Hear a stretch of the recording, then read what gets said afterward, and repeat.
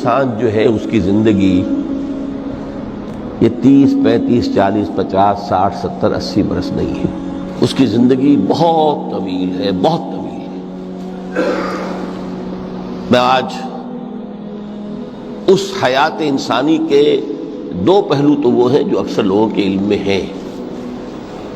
حیات دنیاوی یعنی دنیا میں پیدائش سے لے کر موت تک، یہ ایک وقفہ ہے.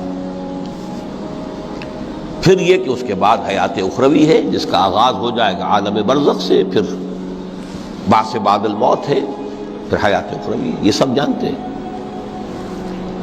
لیکن یہ کہ اس دنیا میں آنے سے پہلے بھی ہم ایک زندگی گزار آئے ہیں، اور بدقسمتی سے اس کا تصور بہت کم لوگوں کو حاصل ہے. اور عہد حاضر کے جو ریشنلسٹ قسم کے عقلیت زدہ میں کہتا ہوں انہیں، یا عقلیت گزیدہ، عقلیت سے ڈسے ہوئے لوگ، وہ ان چیزوں سے اباع کرتے، دور بھاگتے. ہماری پہلی تخلیق ہوئی تھی عالم ارواح میں. الارواح جنود مجندہ، لشکروں کے لشکر تھے. آدم سے لے کر آخری انسان جو دنیا میں پیدا ہوگا قیامت تک، سب کی ارواح عالم ارواح میں پیدا کر دی گئی. وہاں عہد لیا گیا، الست بربکم قالوا بلا، کیا میں تمہارا رب نہیں ہوں، مالک نہیں؟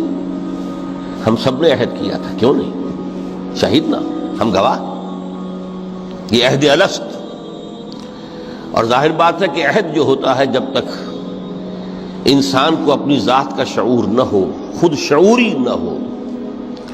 آپ دنیا میں معاہدہ کرتے ہیں تو کہتے ہیں کہ بقائمی ہوش و حواس میں یہ عہد کر رہا ہوں، معاہدہ کر رہا ہوں. تو ظاہر بات ہے کہ اس وقت ہم تھے اور ہوش و حواس کے ساتھ تھے، خود شعوری کے ساتھ تھے. لیکن صرف ارواح تھی، جسد نہیں تھے. اور یہی ہے وہ مقام جس کے بارے میں حضور نے سے جب پوچھا گیا کہ متى وجبت لک النبوۃ یا رسول اللہ، اللہ کے رسول آپ کو نبوت کب ملی؟ تو آپ نے فرمایا والآدم بین الماء والطین، ابھی آدم کا حیولہ جو ہے ابھی گارا گوندھ ہی رہا تھا، پانی اور گارے کے درمیان ہی تھے آدم، کہ میں اس وقت بھی نبی تھا.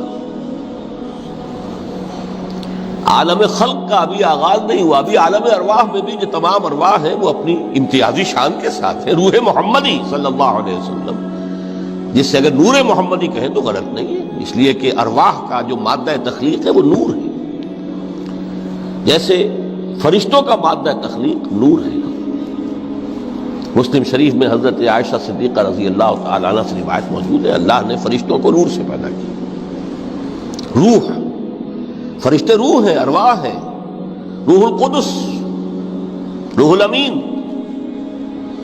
اور ارواح انسانیہ بھی روح ہے. یہ سب ان کا مادہ تخلیق نور ہے. اس وقت ہم پیدا کیے گئے صرف ارواح کی شکل میں.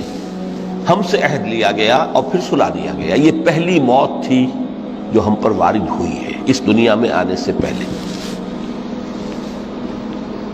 اس لیے کہ سورہ مومن کی ایک آیت میں فرمایا گیا ہے کہ جہنم میں لوگ جو ہیں فریاد کریں گے، ربنا امتنا اثنتین واحییتنا اثنتین فاعترفنا بذنوبنا فہل الی خروج من سبیل. اے اللہ تو نے ہمیں 2 مرتبہ مارا، 2 مرتبہ زندہ کیا، تو اب ایک مرتبہ اور صحیح، کیا یہاں سے نکلنے کا بھی کوئی راستہ ہے کہ نہیں؟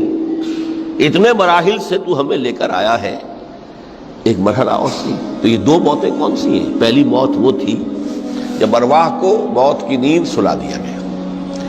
پھر عالم خلق جسے آج سائنٹسٹ کہتے ہیں، جس کا نقطۂ آغاز ہے بگ بینگ.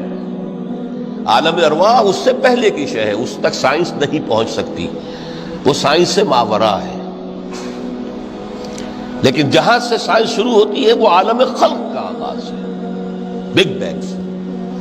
وہ پھر مختلف مراحل، تنزل کے مراحل بھی آئے، ارتقاء کا مرحلہ بھی آیا. تفصیل میں جانے کا موقع نہیں ہے. بہت سے تنزلات کے مراحل اور بہت سے ارتقاء کے مراحل طے کر کے آدم تیار ہوا.